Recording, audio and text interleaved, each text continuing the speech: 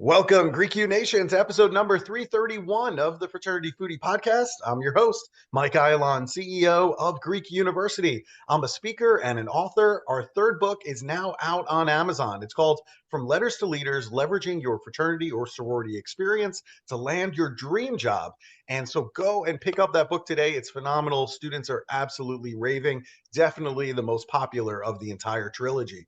Now, we call these episodes the Fraternity Foodie Podcast because there is nothing like great food to bring college students together.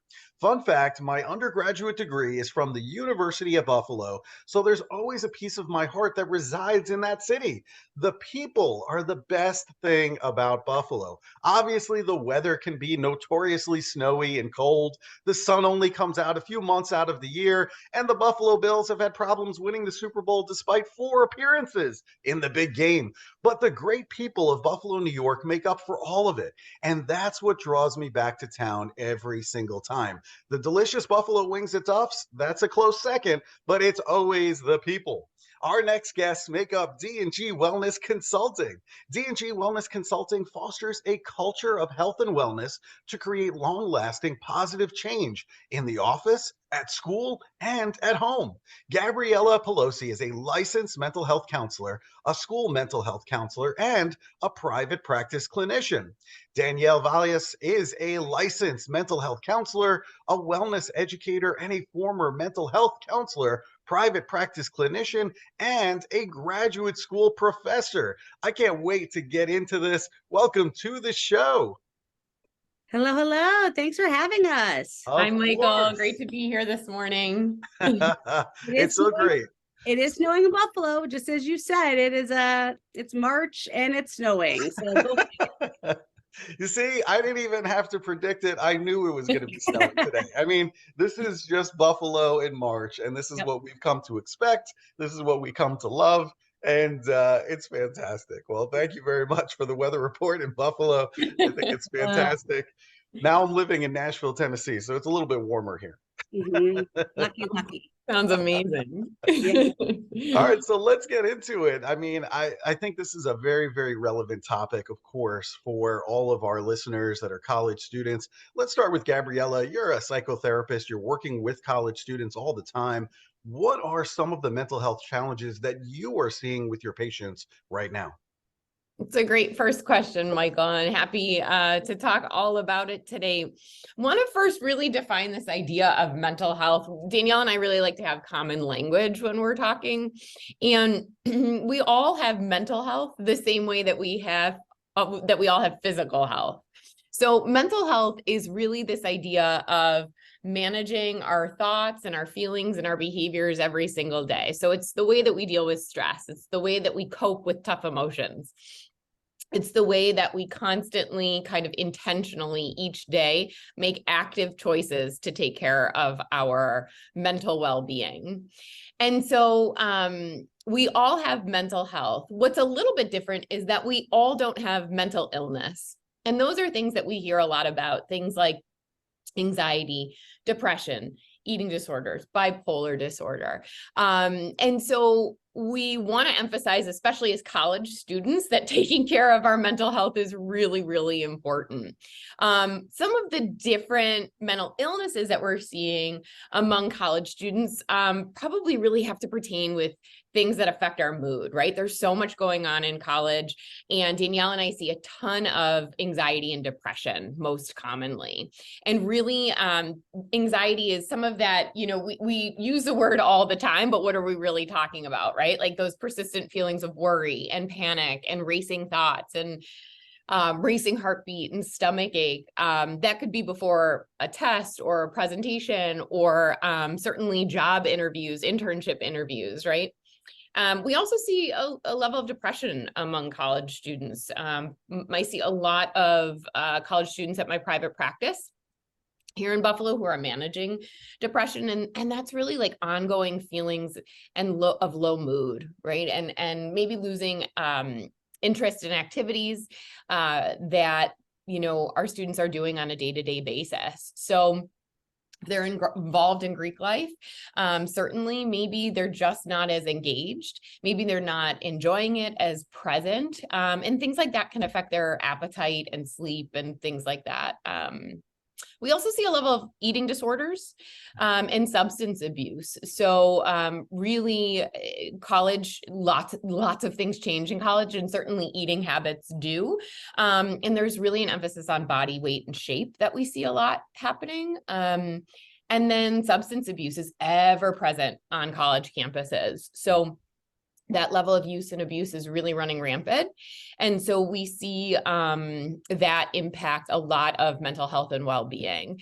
And I think like one of the last things that I'll mention too here is that I think among college students, there's really a lot of interpersonal relationship challenges that we see. So, especially I think current college students, there's a real fallout from the pandemic. I think many of our college students in high school were missing those social milestones, right? And so it became difficult to really make friends and keep friends and assert our needs, and set boundaries and really discover what does a healthy relationship look like. So we're seeing more and more of this among our college students right now. Thank you so much for sharing. Just jumping in, when college students like, well, why are we talking about mental health? I'm like, well, let me ask you, how much sleep do you get every night? And they're like, I don't know, 4 or 5. I'm like, your mental health is struggling, right? The lack of sleep is typically the first thing that's like a red flag of something's going on with the college students' mental health. So, when I meet college students, like, oh no, I'm thriving. Well, maybe they are thriving, but when I ask about sleep, typically that's the first, you're like, oh, I'm like, yeah, because between 4 to 6 hours of sleep is where your mental health really breaks down. And that's a lot of the typical sleep, average sleep that college kids are getting. So, their mental health might not be mental illness, but challenges with mental health are so prevalent on college campuses. Yeah, you're so right. Every time I'm working with college students, you can just see it in their face. They're exhausted. They're sleeping 4 hours a night. It's clearly not enough. So you're absolutely right there. And thank you so much, Gabriella, too, for that common shared language. I almost wish that we just talked about it as almost like brain health. I mean, it's totally fine for us to go and work out at the gym and work our biceps or our triceps or whatever, right? And that's okay. But then when we start talking about mind health or, mental health, then there's all this stigma associated with it. And maybe we don't need all of that stuff. We just call it brain health. It's just another muscle in your body. And so really, really interesting conversation. Now, Danielle, you're an adjunct professor, of course, at my favorite institution, the University at Buffalo, in mindful counseling. What is mindful counseling and how is that helpful for college students right now? Well, of course, go Bulls, right? Go UV. Yes. Let's go. No, absolutely. The mindfulness courses that I'm teaching, I think are so important for college kids because mindfulness is really about being present in the here and now, because that's the only thing we can actually have any agency over, this moment right now. Not about what happened in my last class, not what's going to happen this weekend, right? And so easy to get caught up in the past or the future. So in my courses, the whole idea of mindfulness is about being present and teaching them those mindfulness tools, because research tells us when college kids practice mindfulness, it's going to decrease stress, decrease anxiety, increase levels of happiness. It's going to help them be more connected with their friends. And just as Gabriella was saying, we're seeing a lot of relationship issues where college kids are struggling to form those connections, struggling to have deep rooted relationships. And mindfulness can help with that. I love my classes at UB because it's science-based, but it's also real life-based. So what I teach every week when I show up and teach my course, the kids are leaving that course with tools. They're like, oh, this makes sense in my life. As a 19-year-old, I get it. Instead of ruminating about that test that I think I failed, I can't change that. I'm going to be here right now. And we always really stress too, using your 5 senses, right? Mindfulness is all about being present and being what's happening and tapping into what do you see? What do you taste? What do you smell? What do you hear? Right? Oh, I'm here. And this is where I have control. Instead of that feeling of out of control, mindfulness can give you that sense of agency and control in this moment. Yeah, that's really great. And it's interesting that you talk about developing relationships. You know, UB has 30,000 students. Okay. This is a enormous institution. And I have to be honest, I mean, I felt lost in a sea of numbers. And it was really, really hard for me to develop relationships because I'm looking at 30,000 students. I mean, where do you begin? It's like looking at Mount Everest and you're like, yeah, I'm going to go climb that. I mean, good luck. You're going to need a lot of help, right? So, In my course, we start every day. We come in and we do what I call them like family groups. So they come in and they sit with the same 4 students every class. And the first 5 times just check in with each other. Yeah. How you doing? Like, how do you feel? What's the best part of your week, the hardest part of your week? And I do that because so many kids are going from class to class to class, lectures of 250 kids in a lecture hall, or they're running from this, that, or the other thing. And they're not either checking in with themselves, but also just not checking in with each other. So I really think that's an important part of, the collegiate experience of like, pause. How do you feel? How do I feel? How do you feel? Oh, we have something in common. Kind of start to build those relationships. And we do have to teach relationship skills even at the college level. 100%. I mean, Knox 20 has 500 students in that lecture hall. So I think, being a part of like a student organization, like a fraternity or a sorority can make it a little bit more manageable for the students, because I could figure out, finally, I found the fraternity my second semester. I was ready to drop out after my first semester freshman year at UB. But because I found the fraternity, that smaller group, I was like, oh, okay, this I can figure out, because I'm like, this is a little bit more familiar to me. The 30,000 students, impossible. And I think, the phones too. I mean, these smartphones, this is ultimately what is hurting the students, because I mean, if they're dating, they're swiping right, they're swiping left. I mean, there's no conversation happening. So even just the conversational skills, I think, is something that the students suffer from. And that was, of course, exacerbated by the pandemic when all of us were by ourselves. So you have a multitude of problems coming together at one time. Unfortunately, yes. But we love talking about it, because it's one thing, they're all living it, but like, let's just call it what it is. Let's be transparent, and let's figure out some strategies of how to help these college kids feel better, feel more connected, and thrive. Right. And that's the thing, is like, that's what all of our work is about, is finding like their best life. As cheesy as that sounds, helping them like, oh yeah, this is hard. Okay. Now what am I going to do about it? Yeah, and we know we need it. I mean, you look at Maslow's hierarchy, that love and belonging, that's critical. And that fraternities and sororities can give that to you, other student organizations, athletics, that can get all you need. And sometimes it's not the academics at UB that's hard. It's just the relationship piece and that love and belonging. I mean, that's what we need in order to thrive and then be at the top of Maslow's hierarchy, reaching our full potential. But anyway, that's a whole nother story. Now, Gabriella, one of your trainings is called the Mental Health Toolkit. What benefits would students receive from such a training? So we kind of defined mental health, right? And we need earlier, and it's really about making active, intentional decisions every day, right? And so maybe you wake up this morning and you're thriving. I don't know about you, Michael. I woke up this morning, I was probably like struggling a little bit. We're all drinking our coffee. We're all drinking our coffee here. Yeah, sure. But hopefully we're waking up thriving. More likely though than not, we might be managing or struggling. And really what we want to prevent is this level of distress, right? I see college students in my office all the time calling me, Gabriella, I need to get in. I'm in crisis, right? Can I talk to someone? Which is awesome that they're reaching out first and foremost. But what we want to do is we really want to arm our students with a toolkit of different strategies and techniques to help really maintain positive, healthy mental health and really prevent levels of struggling and distress, right? And so we know that 1 in 5 people, right, will experience mental illness in their lifetime. So if we can do as much as we can preventatively, then the better off our students are going to be. And so the training really provides practical tools that everybody can use. And then we really like to tailor this training for college students specifically to help improve their mental health. So really what we're talking about is focusing on recognizing emotions and talking about feelings, which is something that sounds so simple, but is actually very hard to do, right? Is to acknowledge what you're feeling, take a minute to notice your thoughts, and especially when you're facing levels of adversity or loss in school, right? We just talked about the difficulty of reaching out and connecting with others.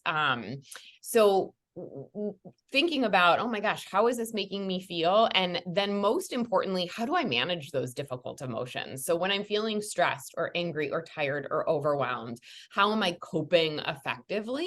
And how I'm managing those emotions? We talk about a lot of healthy routines to take care of yourself. We just talked about how sleep can be so off, right? But we see levels of not only sleep, but we see exercise and physical health being impacted. We see unhealthy relationship dynamics all the time in college. For me, I know that in college, I struggled probably most with challenging some of the negative thoughts, this inner critic that I had. I tended to be a little bit harder on myself than others were. And so I just had thoughts like, I'm not good enough, right? Like, I can't do this. It was trying to be really goal oriented and high achieving. And I felt like I worked so hard and maybe I wasn't worth what I thought I deserved. I had a little bit of like imposter syndrome from time to time. And so really what I find beneficial is using this toolkit to kind of acknowledge thoughts, stop those intrusive thoughts and challenge them to really be able to reframe them and question them, right? Like examine what's the evidence for that? Is this just that inner critic getting the best of me again, right? Or are there real things that are making me think this way? So our whole point in this training, and especially when we're working with college students, is to really give them the tools that they need to challenge the thoughts and the beliefs that they have about themselves to really be the best individuals that they can be. That's great, Gabriella. Thank you so much for sharing all of that. I know there's a lot of students listening right now that might have imposter syndrome all the time, and they're like, is it just me? And just by sharing it and saying, hey, listen, I feel that too, I think that helps people quite a bit. Now, Danielle, another program that you deliver is all about anxiety versus stress. Tell our audience, what's the difference between the two? Right. Well, these are two words that are thrown around all the time. Both are words that are important to know about. Those feelings that Gab just talked about, like being able to identify, am I feeling stressed or am I feeling anxious? We like to think about stress as like our body's alarm system of like, hey, something needs my attention. Maybe that attention is I need to study for an exam. Maybe that attention is I'm going on a first date. I swiped right and now I have a date. What do? I'm stressed about this. Typically, stress is caused by something specific. We can put our finger on it, right? It's a first date.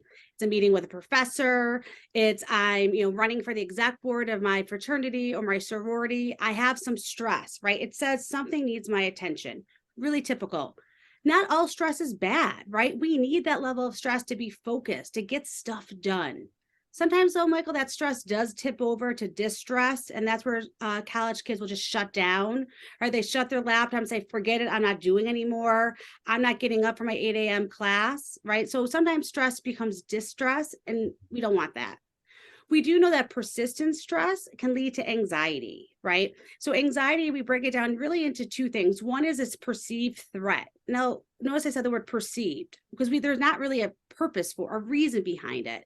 And a feeling of helplessness, right? And so when you think there's a threat and you feel helpless, anxiety, bingo.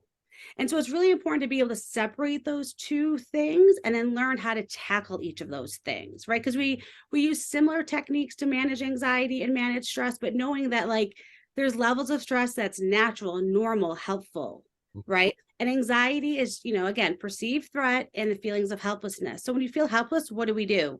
You get a plan, right? You make a plan, you get some skills and some tools. And that's what all of our trainings are. When we work with college kids, they're going to leave with like 4 or 5 tools in their toolbox right there to say, I'm going to use this tomorrow. I'm going to use this tonight. Because one thing to talk about mental health, but it's another thing to help kids know what to do about it. So college kids will say like, I'm anxious, but now what? And that's where we come to say, here's the what, here's the action to empower them. That's the key is like, what are they going to do about it? It's one thing to know, but let's do the work and have those skills. And so in all of our trainings, if it's the toolkit, if it's stress versus anxiety, it's really that empowerment piece that we just can't stress enough for college age kids. Yeah, I love that. I think that's great, Danielle, that you're giving them the tools they need to be successful, not just talking about why this is happening, Yeah. stress over an exam or meeting with the teacher, but hey, here are the tools to deal with it when you feel this way. I think Yeah. that's exactly what college students want right now. Give them those tools. Mhm. Now, Gabriella, right now, so many students are feeling inadequate, especially, I mean, you mentioned it earlier, talking about body image. They see everybody's best day on Instagram in a bathing suit. So how do you create this healthy body image when we have all of these advertisers and even other students in our social circles that are putting so much emphasis on the perfect body? Oh boy, this is the $1 million question, right? I could spend hours talking about this because I really don't think almost anything pertains more to college students right now than this question, especially in light of social media. And so really, we talk about body image, but what is it? So it's really, body image is how you see yourself when you look in the mirror or you picture yourself in your mind, right? And it really encompasses three things: what you believe about your own appearance, right? And so any memories or assumptions or generalizations that you're making about it; how you feel about your body, certainly including like your height and your shape and your weight, but more so than that, how you sense and you feel in your body as you move. So your physical appearance, or how you're just feeling in your body on a day-to-day basis. So there's a lot to this. And I think I always like to come back to, this idea of brain, right? We talk about brain health. Well, for a minute, I want to talk about brain development. So we know that our brains, right, aren't fully developed. They fully develop in our 20s, right? So college is a very particularly interesting time for brain development. And that prefrontal cortex, that front part of our brain that's responsible for making fully thought out, responsible decisions, isn't yet fully developed, right? Especially And for men, so, but yes, I exactly, digress. exactly. Yes. So take some time. We're certainly patient, but what we know is that when our brains aren't fully developed, but they're subjected to these images over and over and over again, our brains perceive them and think of them and believe that they're true. So this is really where we're seeing this ideal body, this unrealistic standard of beauty over and over and over again. And I really wanted to decipher that this isn't just for women, right? Or females, and body image isn't just one single, issue. It doesn't discriminate, right? So this can happen among all genders. And so really our brains perceive these images to be true. I think the other thing to mention here is that our bodies are genetically predisposed. So, if I have parents that are a certain height, right? I'm 5'3". Unfortunately, I may not be 5'8", 5'9". I'm predisposed to my height, and there's so much more that goes into our bodies than just the way that we change or manipulate them. And so basically, what do I recommend, right? When everybody's trying to achieve this perfect body, this unrealistic standards, probably four things, right? One is to go through and kind of do this social media cleanse. I don't recommend ridding social media. I think social media can have a lot of really positive influence if we know how to use it properly, and we need to be realistic about it. It's here and it's happening. So what I recommend is really going through your feed and unfollowing anyone who isn't making you feel good, quite simply. Mhm. So doing that social media cleanse, or taking a social media break. And I know, like the thought of missing out is scary and it's terrifying. And, like, what if you miss out? But I also want to pose this question, like, what if you don't, right? Like, what if you gain something from it when you take a break? And when you take a break from it, replace it with something else. So maybe if you're looking to socially disconnect, maybe you're looking to socially connect in person more, right? So make time and replace it with something else. Yeah, that FOMO is real with It college students. is. So it's really hard for them. It's like breathing that smartphone. So you're telling them to put it down and not use it? I mean, good luck. That's It is. hard. That It is really hard. is. And I think that that's just like, can you use some of that mindfulness that Danielle was talking about? Really kind of like noticing your thoughts, right? Oh, I'm doing it again. I'm scrolling. We all do it, right? Like it's the first thing you do in the morning. It's the last thing you do before you go to bed, right? Right. And whether we like it or not, we are internalizing those messages, right? And that's really where our inner critic goes. And so, with that, it's a daily intention to like appreciate all that your body can do, right? Like we totally discredit our bodies for, I don't know, being able to run, dance, breathe, laugh, sing, right? Like all the other things that it can do. And that's a really hard ask. But I think that it's possible too. And then if you're using your phone, which I totally get to, open up that notes section and just kind of keep a running list. I like to make like a top 10 list of the things that you do like about yourself, right? So that could include your body, but it could also include the things that you're really good at, the things that you're doing, that you're excelling at, the things that you enjoy doing that your body helps you do. So that just kind of helps to retrain that brain and kind of disconnect a little bit from social media that is gives us this idea of like Instagram versus reality, right? All the time. That's some good, really good tips. I like all of it. Now, Danielle, we should talk about eating disorders too, because essentially, I guess the question is what causes an eating disorder with college students today? And where can students go if they want some more support, resources, and treatment options? Absolutely. So this is a topic, again, spend hours talking about it. I think it's really important to know that college age students are really susceptible for developing eating disorder because that transition from high school to college, we know that any sort of time of change, any sort of time like that's a level of distress, eating disorder is like, hey, I can be here to help you.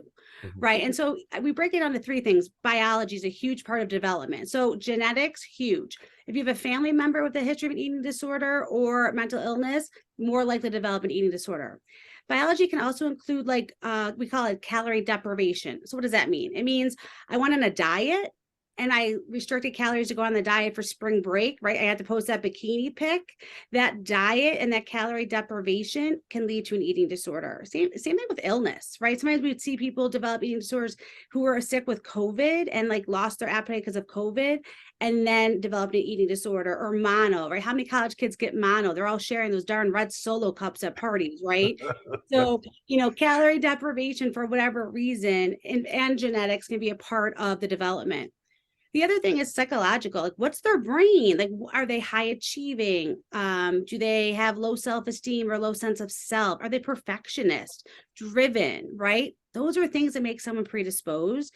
And then life experiences, like that transition piece could be a life experience, as well as like, were you raised in a home that's pretty negative about bodies? Like, is there a diet culture in your sorority or fraternity? Is it pressure to look a certain way? Those are things that can trauma too, can be a huge piece of this. So there's not one thing that causes an eating disorder. People say, oh, it's social media. It's not just social media. I mean, social media does not help. But it's not just social media, right? It's not just your parents. It's not just your coach. It's not just one thing. It's multiple things lead to the development of an eating disorder. And I think it's really important to learn like what is disordered eating and then what's an eating disorder, because so many college kids live in like what we call disordered eating land, which is still some preoccupation around food, body dissatisfaction, that body image stuff that Gab was just talking about. So I think recognizing the warning signs is important. And then if you're worried about it, I think it's like going to reputable sources. TikTok is not where I'd recommend you go for support for an eating disorder. Finding an eating disorder therapist. There are some colleges have specialists on campus or can direct you to a specialist in the community. NEDA, the National Alliance of National Eating Disorder Association, NEDA, they have wonderful resources. The Eating Disorder Alliance offers free online support groups. So there's things out there that college kids can access for support or for evaluation. And what we know is that early interventions, getting help early on, is going to increase the rates of recovery and staying in recovery.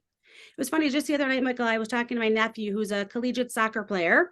He's a junior soccer player in college. And he said, hey, talk to me about body dysmorphia. And I was like, huh? You know about body dysmorphia?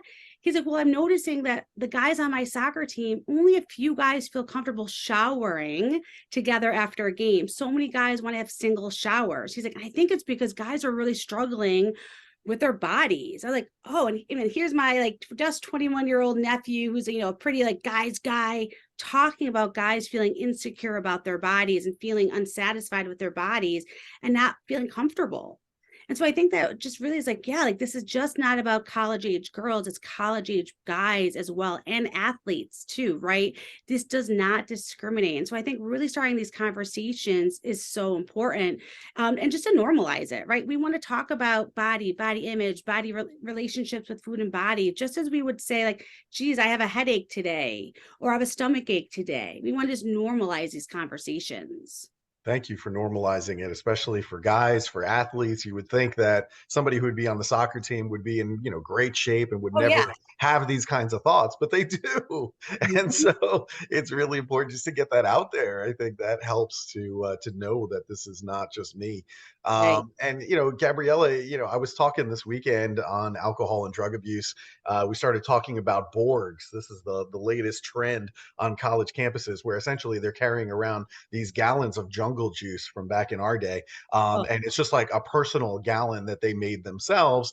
And so, I think that this is happening mostly because of the stress that the students are under, and they haven't developed adequate coping skills. So, what are some healthier alternatives that we can direct the students towards? Yeah, I think, Mike, knowing that stress is inevitable, right? And rather than avoiding stress, we need to learn how to manage it and kind of make stress our friend. We need stress to get things done. And so we always kind of say that our college students are drinking, for two reasons, right? Really maybe accessing more of a good feeling or avoiding a good feeling, or avoiding an uncomfortable feeling. And so we know that alcohol is normalized in our culture, and we see it every single day, especially when it comes to being relaxing and being stressed out, right? Like coming home from school or work after a long day, and drinking is quite honestly a norm. So simply put, we know that alcohol is it's a quick escape, and it's the easiest way to access relaxation and avoid that discomfort.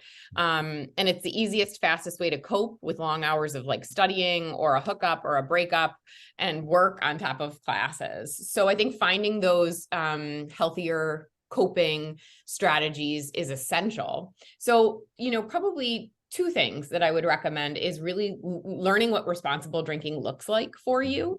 So things like knowing how much is too much, and when to drink and when not to, and know your limits, right? So don't get me wrong, I'm not here to tell college students what to do and to preach. It's just really about making informed decisions around drinking that I would suggest. And then the other suggestion that I have is do other things, right? Get involved on campus, especially if you're, I think Greek life is a great avenue to do this.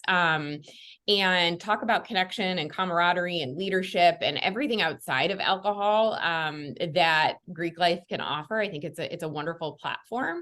Other clubs on campus, working out, journaling, seeing a therapist, go to the counseling center, talk to friends, get some sleep, right? All of those other healthier coping alternatives. That's a great one. Get some sleep. Let's just start there. Get the right number of sleep. Yes. Oh my goodness. All right. So Danielle, burnout is also very common for fraternity and sorority leaders. They're typically involved with work, the fraternity, school, relationships. And the list goes on and on and on. So what do you suggest for these students that are experiencing burnout right now?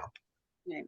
So it's funny. So we didn't have sororities when I went to my undergrad, but I was that student leader, right? just about every student leadership hat you can imagine. It was kind of my thing.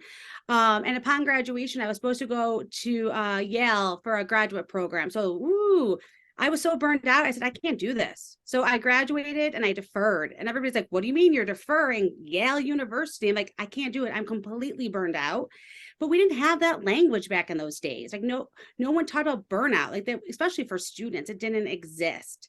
So I think it's important to say, hey, this is what burnout is for student leaders. And here are the warning signs, right? Knowing those three components, like, it's like being cynical about your work, right? When you just are like, I'm negative and I'm cynical about my leadership role or my schoolwork or my job, that's a sign of burnout. Just being exhausted. I mean, college kids are going to be tired, but like this level of exhaustion is different. That's a sign of burnout. And then also when your work or your leadership job isn't up to where it's supposed to be, you're just kind of slacking. You can't produce good quality work. Those are signs of burnout in college kids. And teaching them about, hey, what are the warning signs? And then how to ask for help. I think that's the other key. Like leaders often think, oh, I can't ask for help. I have to have it all together, right? I'm up on this pedestal. But the best leaders we know have a team behind them. So teaching the Greek life leaders, hey, when you're struggling, ask for help. If you're tired, get rest, right? If you need to have some fun, listening to their bodies. We talk a ton about self-care. That's a, big buzzword these days, self-care. And yeah, we believe in it, right? And self-care can look like lots of different things. Sure, it can be going for a massage, but it also can be about learning how to delegate. Like as a student leader, how to delegate, we're having this event at our house. How do we do it? Delegate, huge.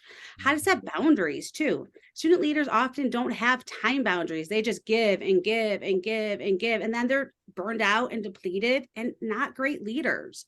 So teaching things, again, time management, boundaries, delegation, and good old self-care would be the things I'd really stress to student leaders.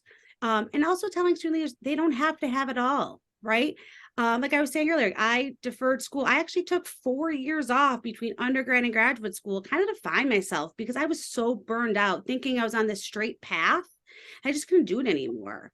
So really saying like, you don't have to have it all figured out at 20, at 22 years old. There's so much life. Take a breath, folks. Like it's okay. Slow down, right? Enjoy what's going on around you. Like take it all in, being mindful because there's just this pressure these, college kids are under. It's like, it doesn't have to be this tough. It's going to be hard. But how much do we want our college kids to be suffering? They don't need to suffer. We got to kind of change that approach to leadership, to achievement. I think it's really important to talk about it. Yeah, I love that you were talking about delegation. I mean, I think that's the one thing that I would do better if I could go back in time is to delegate more. I always just felt if I gave it to somebody else, they were going to screw it up. And Yeah. I needed to make sure that it was done well. And I wanted to represent my organization well. So I was like, well, I got to do it because I'm not going to give it to this guy. Yeah. Oh, So, I totally. mean, but that's an Yes. essential skill that we have to learn when we get out in the real world, because ultimately, if we want to build a multi-million-dollar company, we can't do it by ourselves. I mean, it's just not physically possible. So if we can learn that skill in college, then I think that sets us up for success after. And Michael, just going off of that, like teaching college leaders how to fail, right? You're going to host this event and it's a failure. It's not a failure. It's not a failure if you learn from it, right? That's right. But I think that's, where some leaders struggle to delegate. Oh, it might not be done exactly right. It might be, okay, it's still an experience, right? So failure is part of the process and it's a tough one to learn. I'm still You hit the working. nail on the head. I mean, they're just students today are scared to fail. And I'm like, how else are you going to learn? Like you're in college to learn. And so have I failed? I failed a million times, a million. Okay. Yeah. But I learned, and that's the process. You Yes. actually fail forward. And that's the Yep. piece I think that the students are not yet connecting. So this is really, really good. Now, Danielle just went over some really good, I think, warning signs for college students. What would you do? Imagine if you were a fraternity or a sorority member, what do you do if you see these warning signs in one of your members or one of your friends at college? What should you do? It's a great question. And I'd start by just recommending to check in often. And, I like to recommend sticking to the facts and what you've observed. So rather than placing blame, like, hey, you're not doing what you need to be doing. And, why do you keep messing up? And this is really, it's your fault. This keeps happening and you're not doing anything about it. I like to stick to the facts and what I've noticed. So not blaming and pointing the finger, but maybe saying, hey, I've noticed you've been skipping classes. You've been sleeping all day and you've been missing our meetings. Is everything okay? And just starting there. So stick to the observations, stick to those warning signs that you've been noticing. And maybe saying how long, how often, how much, right? So, hey, this has been happening for this amount of time, this many time, right? Times. This is greatly impacting, your ability to make our meetings or make class or get to your job. Is everything okay? And I think what I would say is expect a little bit of pushback, right? This isn't comfortable to talk about. So that's okay. But keep going back and still checking in. Excellent. I really, really like that. Now, Danielle, I love Buffalo. I do love eating great food. And when I go to Buffalo, I'm like consuming buffalo wings, beef on weck, the Buffalo style pizza with the curved pepperoni on top. I mean, I'm eating all of it, but that's not necessarily the best for me. And I mean, we talked about getting good amount of sleep, but I think also eating right can be something that would be beneficial for our students. So are there any healthier alternatives that I should check out in Buffalo the next time I visit? Absolutely. I mean, I think it's all about, everything in moderation, right? Food isn't good or bad. So when you're in Buffalo, have the wings, Michael. We'll go to Ducks. Don't worry. I will say, I went to a great restaurant the other day called Share Table. It's right on Main Street in Williamsville. We'll take you there when you're in town. Yeah. But it's an idea of small plates, healthy options, sharing food, being social. So I think when we can include the social aspect of nutrition too, it's like even better, right? It's bringing people together, learning about culture, learning about what's going to make your body feel good. And so the food might not be as foodie as Nashville, but we're getting there in Buffalo. There are definitely some good options here. So you just let us know next time you're in town. We'll take you on a food tour, including Ducks, but some other options as well. All right, twist my arm. Take me to all the good food places in Buffalo. Yes. Oh, we it's know. really going to be hard for me. Yeah, absolutely. All right. So if our student listeners want to bring you in to speak to their chapter or their students on a college campus, where should students be going to connect with D&G Wellness? Well, we would love nothing more. Danielle and I do this day in and day out. And so we love working with college students. We love working with college students, both in our private practices for individual counseling, but certainly through D&G Wellness. And they certainly can reach out. We are on social media, so they can find us on Instagram, Facebook, LinkedIn at DG Wellness Consulting. They can certainly check out our website, and that's www.dgwellnessconsulting.com. And we're really covering anything from managing stress and anxiety to eating disorder prevention or substance abuse prevention, managing healthy relationships, mindfulness and self-care. We can tailor any of our presentations to really what they need, what their specific chapter may be looking for. All we really want to do is connect and help them and support any of their wellness initiatives. So feel free to check us out on social media, follow us. We're pretty active on there, and or head to our website and fill out a contact form, and we'll certainly be in touch. This is fantastic. Danielle and Gabriella, thank you so much for the work that you do. It's so important. And I love that you're out there talking about this stuff. Very easy to relate to, all of you. And so I think that's fantastic. It's such important work. So keep up what you're doing. Just keep going, because it is so needed. We need more people like you. I wish I could clone you and just have like a whole army of you to send you out and work with all the college students that I'm working with, because Lord knows they need more resources. So thank you for what you do. Thank you so much for having us. Yeah, we'd love to stay connected anytime you're in town, but keep us posted how we can help you and the kids, the students, and thanks for your time this morning. Of course, it's my pleasure. Thank you so much. And to our audience, if you enjoyed this conversation with Danielle and Gabriella, make sure that you like it. Make sure that you share it on social media with other college students. And we look forward to seeing you on the next episode of the Fraternity Foodie Podcast. Thanks so much, and we'll see you next time.